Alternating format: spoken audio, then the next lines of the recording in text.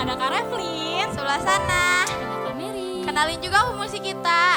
Pemain keyboard Citine, pemain bass Cihaidi, dan pemain drumnya Kak Jason. Sebelum kita mulai ibadah hari ini, mari kita berdoa ya. Tuhan Yesus, terima kasih untuk pagi hari ini ya Tuhan. Sebentar lagi kami akan mulai ibadah ya Tuhan. Kau berkati, kau tutup bungkus ya Tuhan semua jalannya ibadah ini ya Tuhan. Terima kasih ya Tuhan, kami sudah berdoa, haleluya, amin. Adik-adik siapa yang di rumah setiap hari baca kitab suci? Yo, sekarang kakak-kakak di sini mau bawain lagu baca kitab suci. Musik.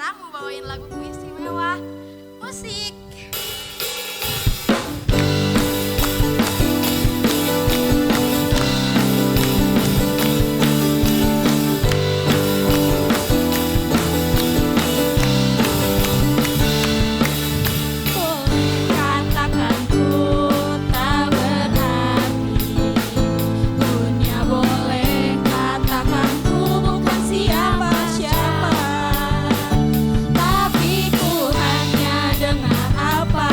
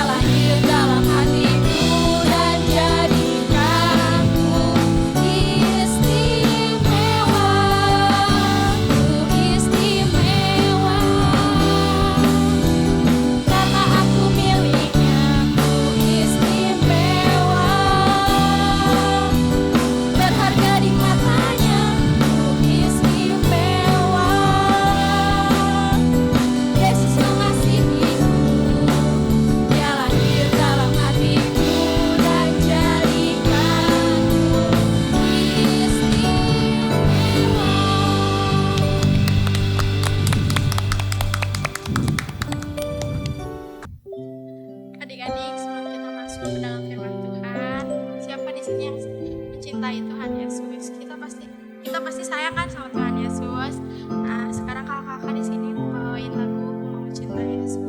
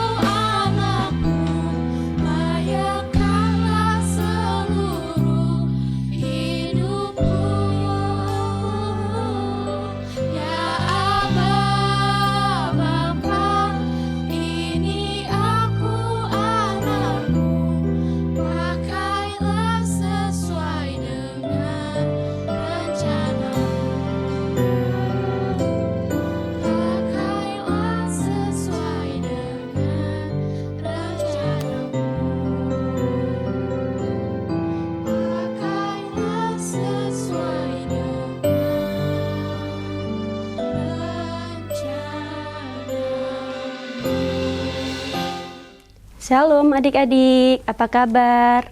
Puji Tuhan baik ya, semoga kita semua baik-baik aja dan terus di dalam lindungan Tuhan. Kita mungkin gak bisa bersama-sama datang beribadah karena virus corona, tetapi adik-adik jangan takut ya, jangan khawatir karena ada Tuhan Yesus yang selalu menjaga kita dan melindungi kita. Adik-adik perkenalkan, nama kakak Kak Feni Sarumaha ya. Mungkin ada sebagian orang yang belum tahu kakak siapa. Nah sekarang kita akan mendengarkan kebenaran firman Tuhan. Sebelum itu mari kita bersatu di dalam doa. Yuk lipat tangannya, tutup mata dan tundukkan kepala. Bapa yang baik, terima kasih Tuhan buat setiap kasih-Mu di dalam kehidupan kami. sehingga saat ini kami boleh bersama-sama untuk memuji, memuliakan nama-Mu, terlebih-lebih Tuhan mendengarkan kebenaran firman-Mu. Bapa yang baik, berkati kami ya Tuhan dari rumah kami masing-masing, biar anak-anak kami terus diberkati dan berikan mereka ya Bapa telinga untuk dengar-dengar akan firman-Mu. Terlebih-lebih Tuhan, berikan mereka hati untuk terus mengingat Engkau di dalam kehidupannya Tuhan Yesus. Terima kasih Bapa yang baik, inilah kami, biarlah Engkau yang senantiasa memberkati. Terlebih-lebih Bapa, berkati hamba-Mu yang menyampaikan firman-Mu. Hamba tahu Tuhan di balik keterbatasan hamba-Mu ini, Engkau akan memberikan hikmat marifat, sehingga apapun yang hamba sampaikan berasal dari Engkau Tuhan. Terima kasih Bapa yang baik, dalam nama Bapa, Putra dan Roh Kudus, kami berdoa, amin. Oke adik-adik, hari ini kita akan mendengarkan kebenaran firman Tuhan. Udah mempersiapkan Alkitabnya? Yuk, kita sebagai orang Kristen harus memiliki Alkitab, dan dimanapun ya kita mau ibadah ya, kita harus menyiapkan Alkitab kita. Yuk, sama-sama kita membuka Alkitab kita adik-adik, yang terambil dari Amsal pasal 15 ayatnya yang pertama. Udah buka semua? Ya, kalau udah katakan amin. Oke, sip. Kita akan membacakan sama-sama firman Tuhan ini dengan semangat, dengan penuh sukacita, karena kita tahu firman Tuhan ini yang selalu membawa kita di dalam kedamaian. Oke, kita baca ya adik-adik. Amsal pasal 15 ayatnya yang pertama. Jawaban yang lemah lembut meredakan kegeraman, tetapi perkataan yang pedas membangkitkan marah. Oke adik-adik, coba adik-adik saja yang bacakan dari rumah ya. 1, 2, 3. Oke, benar sekali. Nah adik-adik, pada suatu ketika ada seorang bapak-bapak, dia menyekolahkan anaknya ya, karena memang bapak-bapak ini nggak tahu membaca, bahkan nggak tahu menulis ya adik-adik. Jadi dia menyekolahkan anaknya di luar kota, atau anaknya ini merantau. Nah, suatu ketika adik-adik, hari demi hari, bulan demi bulan, ya, bahkan tahun demi tahun. Suatu ketika anaknya sakit, ya, anaknya ini sakit. Memang zaman dulu itu nggak ada yang namanya HP, nggak ada yang namanya gadget, nggak ada yang namanya telepon genggam gitu, nggak ada adik-adik. Dulu itu adanya pos, jadi kalau ada apa-apa pakai surat. Jadi anaknya mengirim surat kepada bapaknya, dia tulis ya dengan kata-kata yang lembut ya. Setelah dia tulis, dia lipat, dia kirim di pos. Nah, ketika dia mengirim, setelah seminggu, akhirnya surat tersebut nyampai ke tangan bapaknya. Nah, karena bapaknya ini nggak tahu membaca adik-adik, dia suruh bacain kepada tetangganya. Wah adik-adik, tetangganya ini badannya besar, punya otot yang gede, ya. Terus suaranya keras.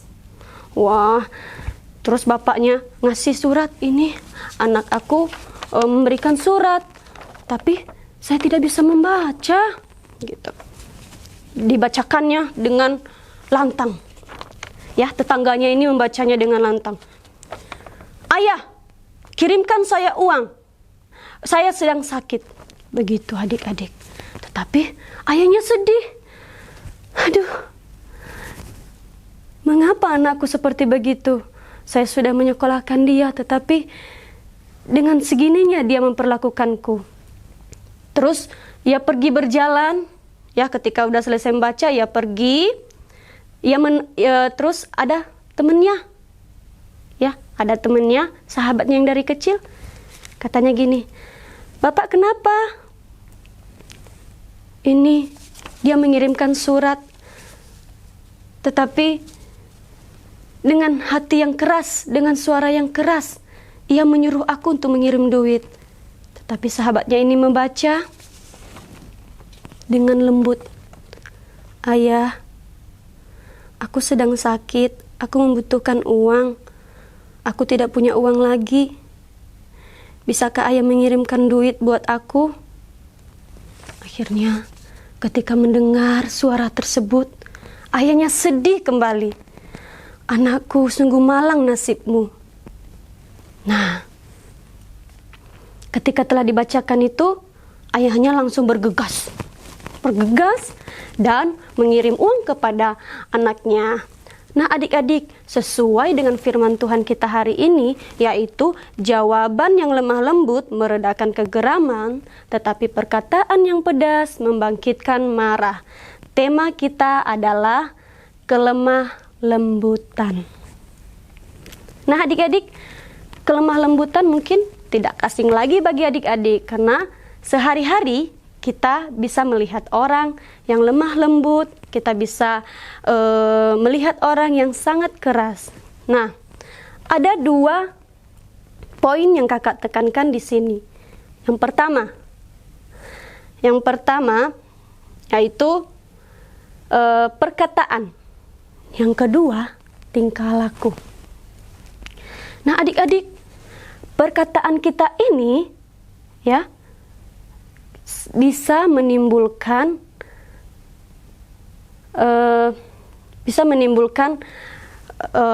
membuat orang sakit hati ya, karena perkataan kita, contohnya gini,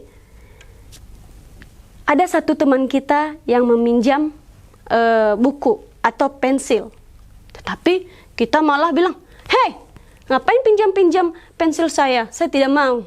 Ya, akhirnya dia sedih adik-adik. Tetapi ketika kita meminjamkan, ya kita tahu ya ini boleh pinjam. Dia juga senang ya.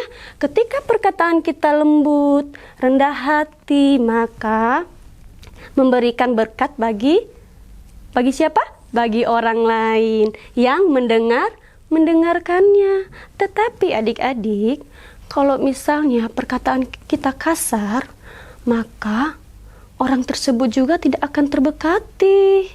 Benar nggak adik-adik? Iya, benar. Nah, adik-adik, seperti contoh nih, ada yang tahu nggak Nabi Musa? Nabi Musa siapa? Hah? Oh iya, benar. Ada yang tahu ya, hebat ya anak-anak sekolah minggu ya. Nah, Musa ini adalah salah satu contoh seseorang yang lemah lembut, memiliki kerendahan hati. Di mana kita tahu Nabi Musa memiliki kerendahan hati? Di mana kita tahu kalau misalnya Musa memiliki sifat yang lemah lembut? Nah, adik-adik, kita tahu ya, tanpa memiliki sifat ini mustahil ya bangsa Israel bisa keluar dari tanah Mesir. Ya, adik-adik, ia memimpin bangsa Israel. Adik-adik tahu bukan bangsa Israel itu seperti apa? Bangsa Israel itu adalah seorang yang menggendumel, yang bersungut-sungut ya, setiap apapun yang mereka kerjakan bersungut-sungut. Dan terlebih-lebih mereka membuat patung lembu dari emas untuk disembah adik-adik. Nah, secara pribadi kita nih, kalau misalnya ya ada orang yang tidak sesuai dengan yang kita ucapkan, pasti kita marah. Tetapi Musa ini adalah seorang yang lemah lembut ya. Ia memimpin bangsa Israel selama 40 tahun lamanya di padang gurun. Ya, adik-adik. Jadi adik-adik harus memiliki sifat yang lemah lembut. Nah, kita tahu ya adik-adik, Kitab Amsal ini memiliki berapa pasal? 31 pasal, ya benar sekali. Ya, Kitab Amsal ini memiliki 31 pasal. Nah, tujuannya yaitu untuk membuat orang yang tidak pengalaman menjadi bijak. Yang kedua, kaum muda dapat memperoleh pengetahuan dan kebijaksanaan. kebijaksanaan. Dan yang ketiga, orang bijak bisa menjadi lebih bijak lagi dalam perkataan, dalam tingkah laku, ya adik-adik ya. Nah, ketika kita memiliki sifat yang lemah lembut, maka orang sekitar juga akan terbekati. Contohnya nih, papa mama kita menyuruh, Budi belajar ya. Gak mau mah, gak mau.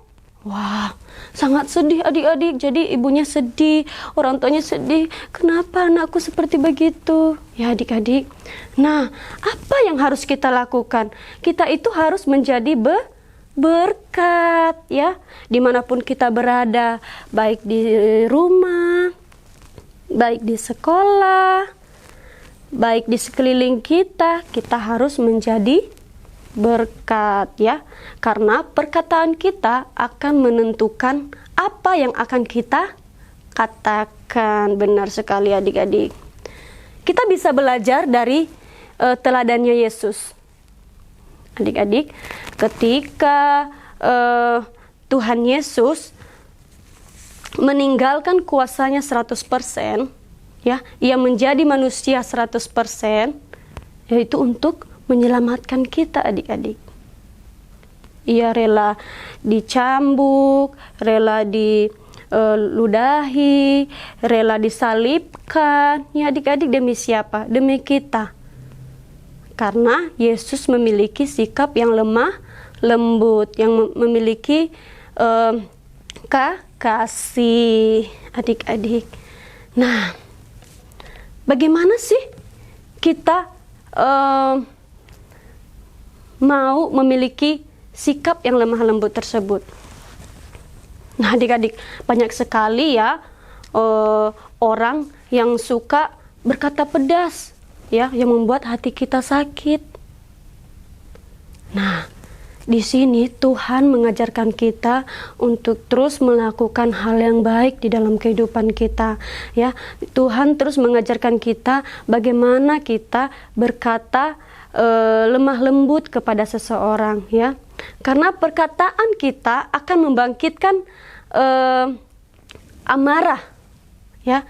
Ketika kita mengatakan sesuatu, "Hei, jangan ini, jangan itu." Nah, adik-adik, sungguh sedih ya kalau misalnya melihat orang yang sakit hati karena perkataan kita. Nah, adik-adik di rumah juga tidak boleh berkata yang kasar ya, ataupun buruk ya adik-adik. Adik-adik harus belajar lemah lembut. Iya, memang sulit. Tetapi kita percaya kalau kita mengandalkan Tuhan di dalam kehidupan kita, tidak ada yang mustahil bagi Tuhan, terlebih bagi kita sendiri. Kalau kita terus melakukan hal-hal yang tidak hal-hal yang membuat seseorang itu sakit hati dengan perkataan kita, sesuai firman Tuhan tadi katanya, jawaban yang lemah lembut meredakan kegeraman, tetapi perkataan yang pedas membangkitkan marah, ya. Karena perkataan yang pedas akan membangkitkan marah. Nah, adik-adik, di sini tadi kakak sudah mengambil 2 poin, yaitu lidah, perkataan, yang kedua tingkah laku. Lidah seorang murid tidak akan mengeluarkan perkataan yang tidak apa adik-adik? Tidak baik ya. Tetapi lidah seorang murid akan memberikan berkat melalui perkataan. Berkat itu tidak harus dari uang adik-adik. Tidak harus ketika kita memberikan uang, kita memberikan barang ya. Tetapi perkataan kita ini yang keluar dari mulut kita itu akan memberikan dampak yang sangat besar. Nah, lidah seorang murid akan memiliki perkataan yang berhikmat. Itu mengendalikan lidah agar tidak mengucapkan kata-kata yang apa adik-adik? yang salah ya. Kata-kata yang salah bisa berupa perkataan yang diucapkan dengan tidak tepat, yaitu seperti kata apa? Ada yang tahu? Iya benar, seperti kata bodoh dan juga tidak jujur ya. Itu bisa saja memberikan dampak yang sangat besar bagi siapa? Bagi semua orang. Kalau misalnya kita mengatakan, hei kamu bodoh. Nah, itu tidak boleh ya adik-adik ya.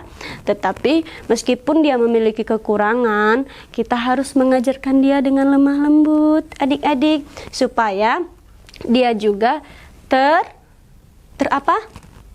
terberkati dengan sikap dan perkataan kita. Nah adik-adik, gimana sih caranya untuk melatih diri kita supaya menjadi murid Tuhan?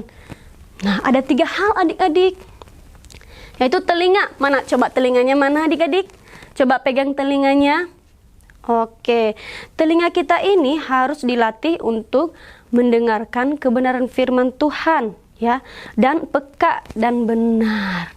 Iya, telinga ini sangat penting ya. Ketika kita mendengarkan perkataan baik, ketika kita mendengarkan perkataan buruk, kita akan menyaring, oh ini mah tidak baik, jangan kita tiru ya. Tetapi telinga ini harus mendengarkan firman Tuhan ya, mendengarkan puji-pujian, sehingga kita boleh menjadi apa? Murid Kristus. Yang kedua, lidah. Mana lidahnya yo? Nih, lidah. Oke, lidah kita harus dilatih untuk mempercakapkan firman Tuhan, baik untuk menegur dosa atau untuk menghibur dan menguatkan orang yang sedang bergumul. Nah adik-adik, siapa sih yang di sini yang pernah menghibur teman-temannya? Iya pernah ya? Iya pernah. Nah ketika dia lagi sedih ya, ketika dia lagi bergumul, ketika dia lagi ketika dia banyak beban pikiran, kita menghibur. Menghibur tidak harus membawa gitar ya, tetapi dengan perkataan kita. Ya, karena perkataan ini dampaknya sangat apa? Sangat besar adik-adik buat kita semua. Nah, yang ketiga, menjadi murid Tuhan berarti menjadi atau menyalurkan berkat Tuhan kepada sesama. Nah, adik-adik, berkat Tuhan ini yang telah kita terima dari Tuhan, kita harus menyalurkan kepada orang lain. Menyalurkan dengan cara apa? Ya, dengan perkataan kita, dengan kelemah lembutan.